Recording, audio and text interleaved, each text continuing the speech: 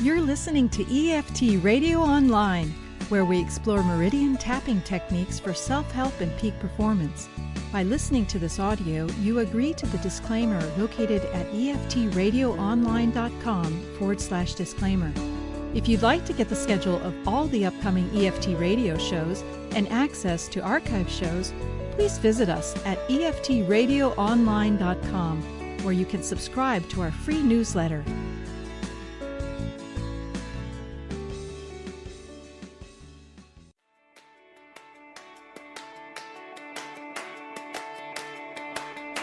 Calling all success-minded entrepreneurs, experts, and coaches. Are you on a quest to make a big impact in the world? Are you driven to share your gifts and talents? Now is the time to step forward. Join us for Creating Wealth and Prosperity with Stephenie Farrell, where you'll move beyond the hidden programming that's holding you back and get crystal clear on how to step up, stand out, and make your big goals real.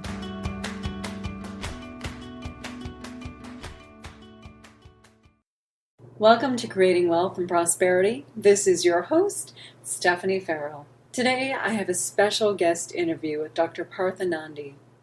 Dr. Nandi delivers passionate, empathetic, and trusted health advice daily to over 85 million U.S. households. He is seen in 90 countries worldwide, and his Facebook videos have been watched by more than 1.5 million viewers. As a practicing physician and renowned international speaker, Dr. Nandi travels all over the world, meeting with global health leaders on his quest to improve healthcare quality, access, and advocacy. His mission? Empower the world to be your own health hero. He also serves as the chief health editor at WXYZ TV in Detroit. Dr. Nandi's compassion for his patients and their families, his unique approach to nutrition and fitness, and his overall commitment to integrated wellness, including strong relationships, has made him one of the most trusted and influential physicians today.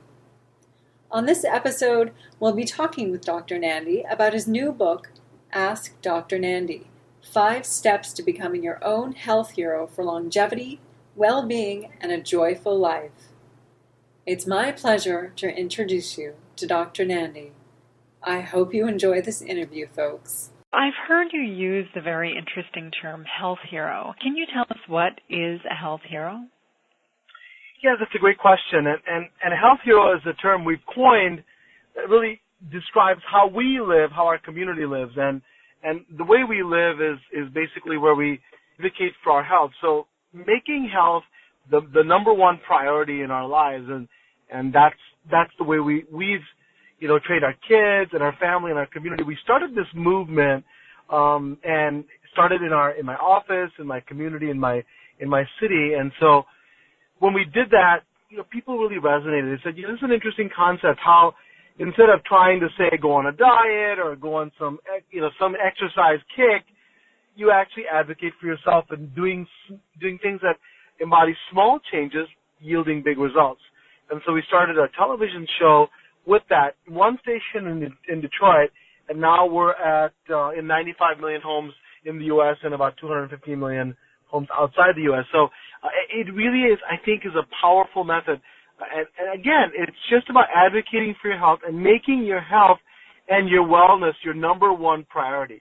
And so if you do that, again, you achieve purpose in your life. To me, one of the biggest things is start by achieving purpose in your life. When you do that, then you have a great foundation to say, okay, why do I want to have great nutrition? Why do I want to have purposeful movement? Why do I have to have mindful eating? Why should I use some of the tools that are given to cultivate my mind? And then finally, assimilate my tribe to do the best we can. That's what a health hero is, and that's what we're writing about in my book. It's wonderful. I really like that you advocate people becoming their own health heroes, because it gives people choice. And when people have choice, they feel empowered. They can make a difference. And you focus a lot on finding your purpose in the book. So why is that so important when it comes to health and longevity? That's a great question. I think that for anything, including health and wellness and longevity, is that you need to know why, right? You need to have a a why. To me, if you have a why, then the how naturally flows. So, for example, I have a teenage daughter. I don't know if anybody who's listening has a teenage daughter. I don't have to tell her ever to turn on her cell phone because she knows she has purpose and she knows she wants to get the information there. So how do you then make your life in such a way that things become almost an extension of breathing or walking? So to me, the number one fundamental thing is having a purposeful life. Now, that doesn't mean you have to go and say, I'm going to, clear every forest of, all of the environmental toxins or, change the surface of the moon. It doesn't have to be this overwhelming, gigantic, event that changes your life. It can be, of course, but it can just be some simple changes you make in your life. One exercise, a friend of mine, Dr. Robin, out of Kansas City, she gave me a really nice tool, and I love to learn from my colleagues. And so what she said was, at the end of the day, if you can look in your, let's say you make a simple board in your house or somewhere, hang something in your bathroom, and on one side you put down, these are the events in my life that I felt was purposeful, and on the right were not purposeful. Even that simple exercise can really narrow down. What am I doing that really embodies what I want to do? What is it that makes me happy? What is it that makes me fulfilled? And so when you start doing those exercises, and I talk about, those exercises and workbooks in my new book, and once you do that, you then can say, okay, I have a purposeful life, and I want this for my life. And then when you do that, then there's a reason, underlying reason for you to really eat healthy, to be mindful about what you're putting in your mouth, and to have the movement that's purposeful, to develop techniques in your mind that really reduce the stress, and then, and then again, talk about how you can work your tribe in. And for us, when my wife and I get out of bed, we jump out of bed. We don't roll out of bed thinking, oh, another day, I hate it. No, we jump out of bed because we know we're making a difference in people's lives. We're having purpose. Our television show, our things we do on social media and digital media are helping people. We're getting questions and comments every day. It really invigorates us. It doesn't mean that's what you have to do. You don't have to have a TV show. You can just be the best parent, the best gardener, best teacher, whatever you want to do, or just, be able to, walk up and down the street when you've had something that's disabling you, whatever it is. If you have that purpose, a lot follows. Now, it's not just conjecture of me talking about it or my tribe and my community talking about it. Research now shows you add 7 meaningful years to your life. Decrease rates of dementia 33%. Heart disease 27%. Stroke, it just goes on and on just by doing one thing. And again, it's not always simple. It's not always easy. It often takes soul searching. It takes you to really get down and say, what is it that I want to do? And so that's really critical in understanding. If you do that, if you're able to get to your purpose, it can make a huge difference. That's fantastic. Fantastic tips, too. And I love that you include so many statistics and scientific backing, in your book. I did read in your book, actually, that you had some pretty serious health issues as a young boy, and you were very influenced by your father and your doctor during that time. Can you tell us a bit more about how that led you to your discoveries? Yes. It's a really important question. What happened was, when I was 6, I had a really amazing event in my life, and it was almost tragic, but it really shaped me for who I am today. So I was just like any other rambunctious young boy, and I was afflicted with heart disease, and I was, just doing everything I normally would, and then all of a sudden I stopped doing everything.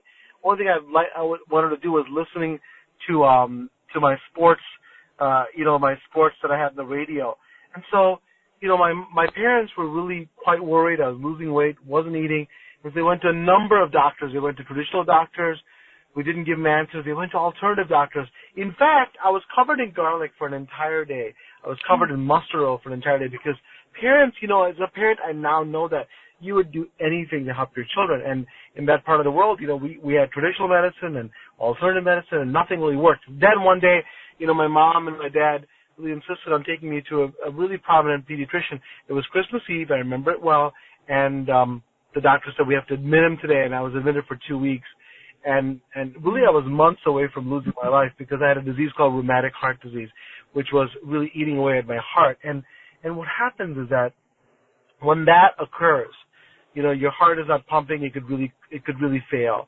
And so what we did was, at that time, really go all out. I was a little boy, so I didn't understand. I was pinned down, because I was struggling so much, getting IVs, getting steroids, getting blood tests, and my dad was with me the entire time.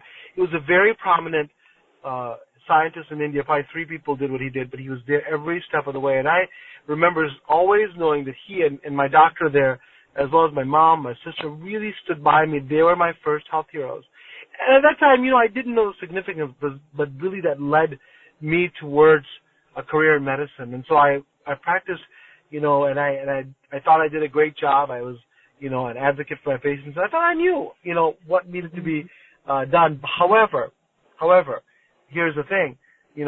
When my dad became severely ill, had a debilitating stroke, approximately 9 years ago, I became the caregiver. I was spending the nights in the hospital, and I realized how little I knew about the other side. And I said to myself, we've got to teach people this. One example is, my dad was in the hospital, and in the United States, the U.S. health system has something called a diagnosis-related group. It's DRG. So if you come in the hospital, let's say you're, a 40-year-old person that has a debilitating condition, and they go in the hospital, let's say you have a stroke. But you're, very healthy and you're expected to recover very quickly. However, my dad was older and he was expected to perhaps be there for several weeks, maybe even a couple months. Well, the first day my dad was in the hospital, the doctors talked to my sister and my mom. I wasn't there. I was in the hospital rounding with my patients. And when I came back, they were crying, and I said, what happened? Well, my sister and my mom said that the doctors told them that, it was really no hope for him, that he should just go to the nursing home. He's not going to do well. The prognosis is poor.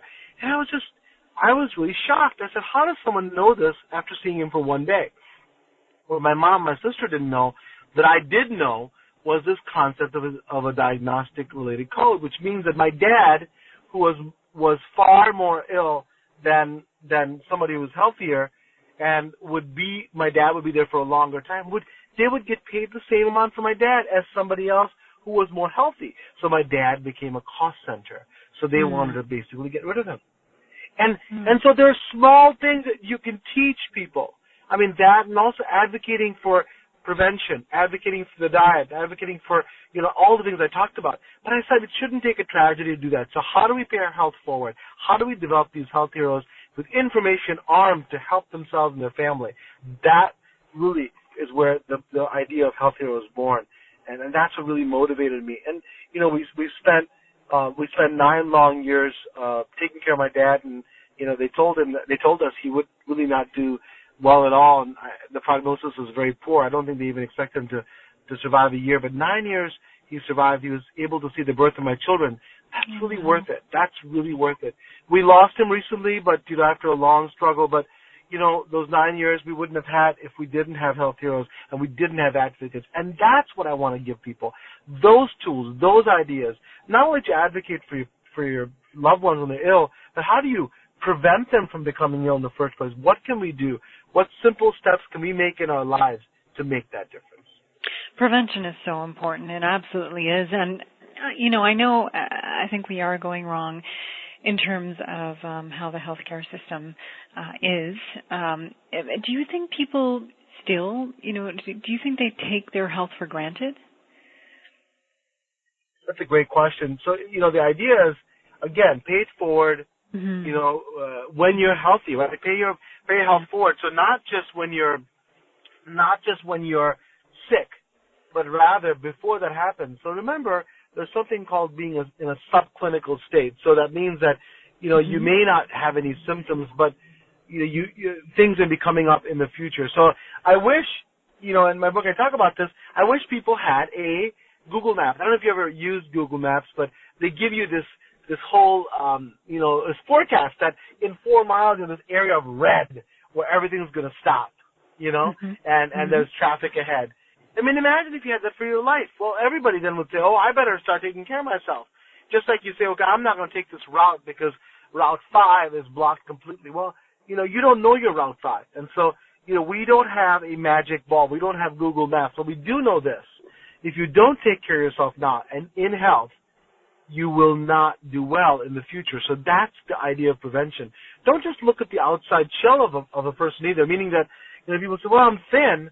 It doesn't matter. I can eat anything I want to. You may be thin, and in today's standards, you may be attractive and healthy, quote unquote, but if you're putting crap in your body, that's all that's in there. That's flowing through your veins, it's in every cell of your body. So if you're eating fast food and processed foods, that's what your body's processing. That's what your gut is seeing every day. It's microscopic areas of inflammation are occurring. So absolutely people take their health for granted because, we live in a modern society where, everything's available, and I think that until people have symptoms, they don't realize.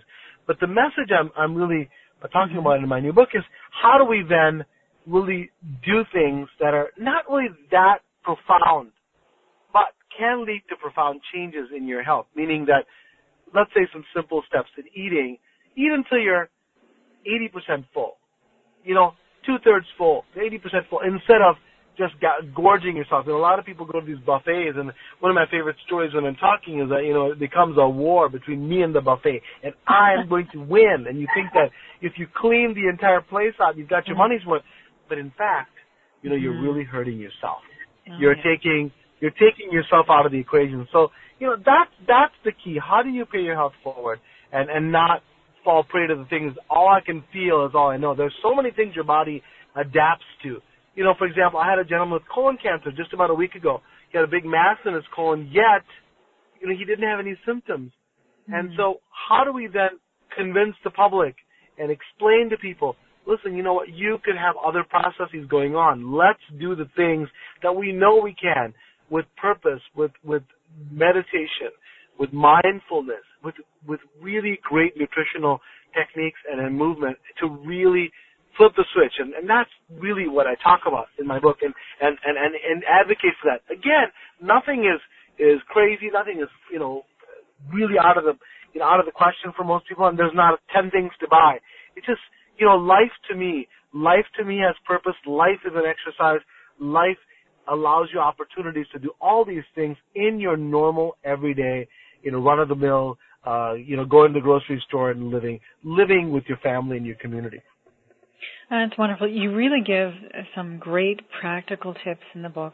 And one thing you focus on a lot is movement. And you talk about how to incorporate more physical activity into our day-to-day lives.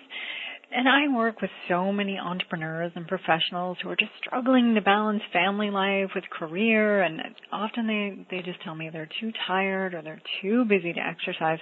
And what could you say to them? What else would you say to them to encourage them?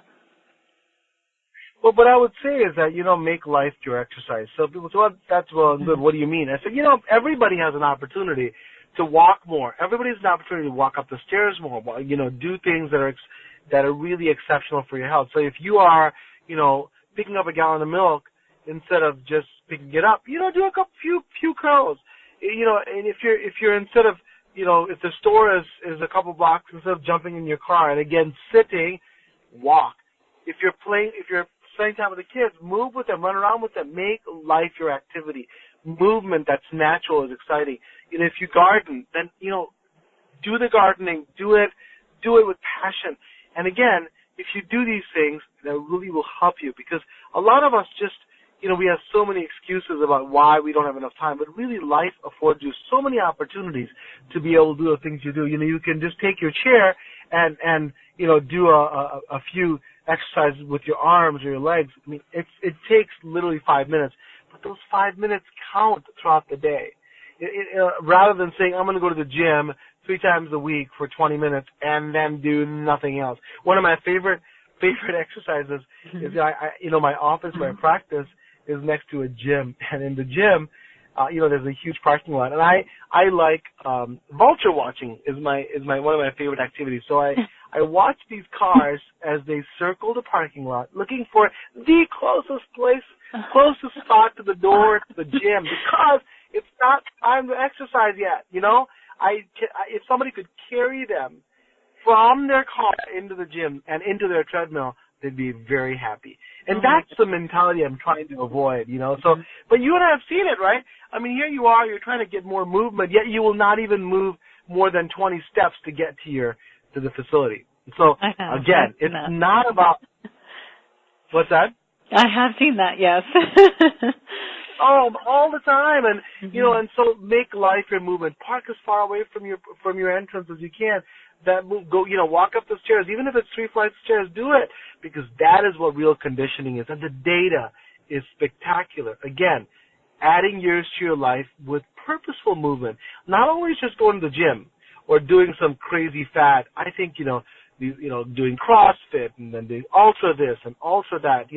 All this extremism, it's fine if you want to do it. I'm not saying I'm against it, but the evidence shows that purposeful movement, like walking your dog every day, walking with your friends, taking care of your garden, doing things around your house that really increase your activity, that has been shown to prolong life. So your goals, what are your goals? Having the wonderful 6, 8, or 12 pack, whatever it is you're looking for, so you can take off the shirt and people say, ooh, is that your goal? Or is it really to live an enriched, meaningful life? Is it that you want to fit in that bathing suit or that super tight dress? Is that what it's all about?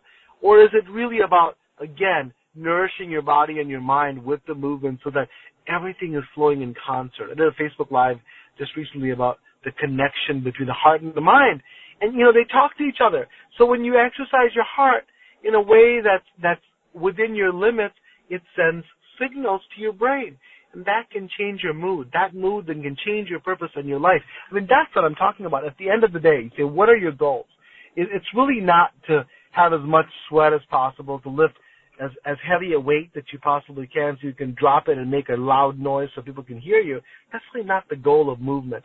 And I think we're missing that. We're losing that. And I really focus that in my book is purposeful movement. Once you have the purposeful life, it leads to purposeful movement. For me, I want to see my grandkids graduate from college, right? In order for me to do that, I've got to continue to move with purpose. So I take the stairs. I hardly ever take the elevator unless I'm in New York and I have to go 60 flights of stairs. I take the elevator then. But 3 flights of stairs to work every single day. I walk it, and so that makes a difference. Those minutes will make a difference. So that's what I tell my patients: give me 5 minutes of some movement, something with purpose, some activity to your mind, something you can reach out to your tribe, and and something that you can do that's mindful and eating. If you give me those 5 minutes, it will change your life, I promise. Because most of us don't even spend a second thinking about any of those. Wonderful, absolutely wonderful. Which brings me actually to my next question. You spoke about purpose and purposeful movement, and we spoke about diet. But how is spirituality connected to our health?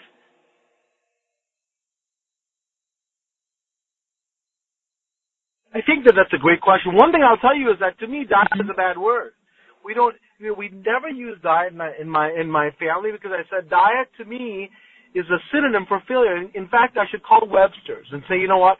If you look at the whole list of synonyms, if you want a synonym for failure, that's diet. Because listen, the moment you say diet, the body's psychological, physiological system is one of deprivation, right? I'm going to miss something. I'm going to stop something. So we rather call it a plan of nutrition because diets never work. Even Weight Watchers, it's predicated on failure. So you're absolutely right, though. You're saying, how does meditation and mindfulness, I think was your question, right? How does that play into it? I think that cultivating your mind is so important. And here's why. Because, we are a society, we are a species that's always been really been trained with fear. And fear that we always, throughout history wanted to eat lunch and not be lunch, right? And we're being chased all the time throughout our history, and we just wanted to do this. We wanted to make sure that we are on the right side of the dinner plate. And so that gave us a huge advantage. this fight or flight or freeze response. Mm-hmm. And here's what happens. In modern society, we have the same response based on something that's not a woolly mammoth chasing you, but rather your boss giving you signals or your husband or wife giving you signals that are negative. So I think that what happens is that, those same reactions occur, those same responses are occurring. So we have to fight those. And that's what meditation really does. And that's what mindfulness does. It turns off the noise.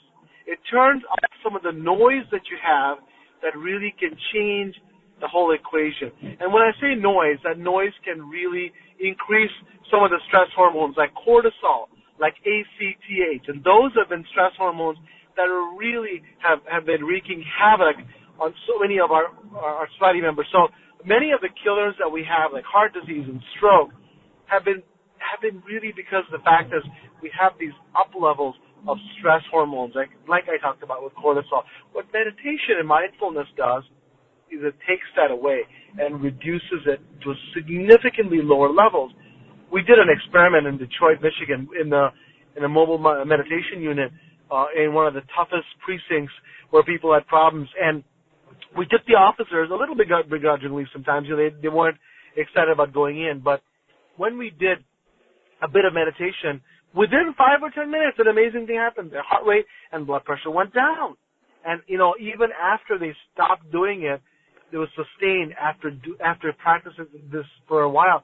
And the key is that when you're able to reduce the noise, not only does your blood pressure and your heart rate go down, your stress and the risk for heart disease and stroke goes down, but also you're able to focus on what you want to do. So if you have a focus on a nutrition plan, you're more successful. If you have a focus on a career that's really going to be enriching, you are able to do that more because you can take away the noise, and that's what it does. Mindfulness has been one of the most difficult exercises I've ever done. And mindfulness to me is to be present in the moment, but one more step, not even worrying about the consequences of that action. So I often give the analogy of a baseball pitcher. If the pitcher worried about if this pitch is going to be a strike or is it going to be a ball, what happens afterwards, guess what? It's not going to be a strike or it's not going to be where you are. So what you have to do is you have to make sure that you are creating an environment for yourself for success in everything that you're doing, whether it be for exercise, whether it be for mindful eating, or whether it be how to raise a family. Mindfulness, meditation, yoga. And here's the thing, even prayer can do that. To me, it's not so much the technique. It's really what you're using that's comfortable for you. You don't have to fit a mode for somebody else. You can do what's comfortable for you, and that's really important. For me, mindfulness is the technique. But for somebody, it may be heartfulness. Others, it may be something else. And it's really important to say, find your groove. There is no right way. But the key is try to focus your mind to do the things that you want to so that you can reduce the noise, reduce all of the craziness that's going around you. It takes practice. But I tell my patients, give me 5 minutes. And when you give me 5 minutes, I want 10. And so in my book, the book that's coming up, I give techniques, multiple different techniques in which you can really do that and stop yourself from really going astray, in a sense, meaning that trying to stay with your plan of healthy living, your plan of purposeful movement. Really critical. It's a really critical part. And people say, I don't hear an MD talking about this. And I said, it's the reason why is that I feel like I've been blessed with a past, with my parents and my upbringing, where this has been commonplace for me, meaning that, in where I was born in India, this is part of life. This wasn't some, alternative Eastern thought. It was how I was raised with prayer and meditation. So I already knew that to be in existence. So I think I was already blessed and given an unfair advantage, and that's why I've been able to take advantage of that. And I use that in my practice, and I use that in our community when I talk to folks, and I think it can be a game changer. Yes, and I'm such a fan of meditation and yoga myself. It's so calming for the nervous system, and it gives you so much clarity. I'm always recommending, to my clients that they take some sort of a meditation or a spiritual practice in the morning. Oh, wonderful. I'm so happy you sound so passionate. You have such passion, and I admire that greatly. I just want to conclude, I guess, by asking you, if there was one important thing, the most important thing, really, that you want readers to take away from your new book, what would that one thing be? It's a great question because we get so many tidbits. To me, the most important thing is that whatever you're trying to do, it's not Mount Everest in front of you, that you can do it, that there is hope. You start with small changes in your life, whatever that challenge may be, and you develop those changes, incorporate into your life until it becomes like breathing and walking. But don't think of it as an insurmountable goal. Some of my patients come and tell me, listen, I've got to lose 60 pounds. I'm not going to be able to do it, so I'm not going to start. Don't think that way. Or if you feel like you're lost in your job or where you feel like there's no purpose, start off slowly. Start off with small pieces of your life, of your everyday, that really have purpose. And then you can gather steam. It's kind of like a little steam engine that goes slowly, and then all of a sudden it's shooting up. Remember, it's not insurmountable. We make small changes. All of us. I'm just like everybody else. I have my challenges. Every day, I have to face adversity and challenges just like all of us. And what I do is I always remember why I'm doing what I'm doing, right? Mm-hmm. My purpose. I go to my tribe and ask for support and say, you know what, please help me. And that's not, you don't want yes people. You don't want an entourage of people who just say, yeah, everything is doing great, Dr. Nandi. It's not that. People that really support me says, I believe in you. And here's what we can do. Here's how we can change. And small steps, big results. And that's the key, is that it's not insurmountable. It's not always a mountain in front of you, even though it may seem like it. Make small changes. Give me 5 minutes every day, and it will change your life.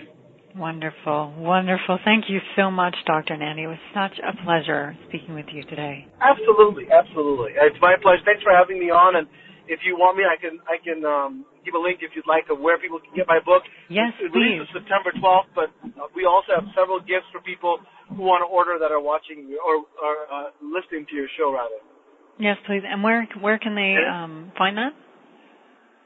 Yeah, absolutely. They can go to Ask Dr. Nandi, so it's AskDrNandi.com/Facebook. And the title of the book is Ask Dr. Nandi, 5 Steps to Becoming Your Own Health Hero for Longevity, Well-Being, and a Joyful Life. So we want everybody to have that longevity and a joyful life. So awesome. I'd love all of you to read it and get the most out of my life's work. Welcome back, and I really hope you enjoyed that interview with Dr. Nandi, folks.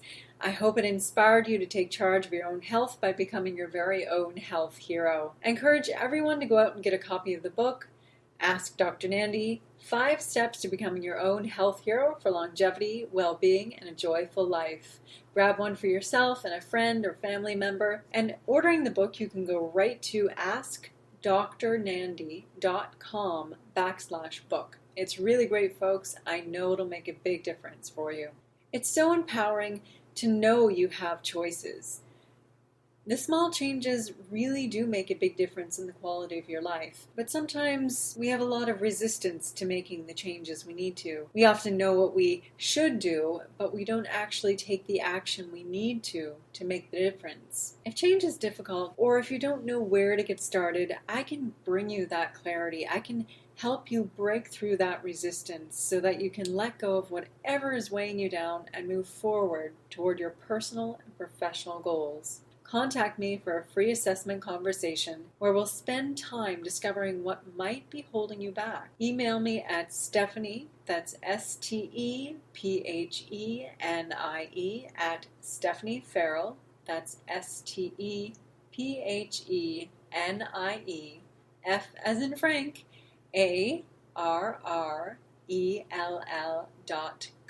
Or you can call me at 416-523-6786. 7973. Thanks for joining me today, folks.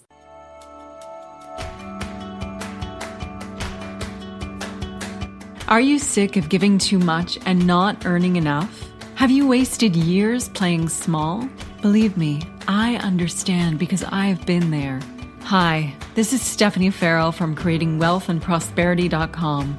I show success-minded entrepreneurs, coaches, and experts how to create wealth by freeing themselves from the hidden programming that's holding them back. If you feel like you're running out of time to make your impact in the world, download your free Creating Wealth and Prosperity Blueprint. This special audio and workbook will reveal what's holding you back from stepping up, standing out, and making your big goals real.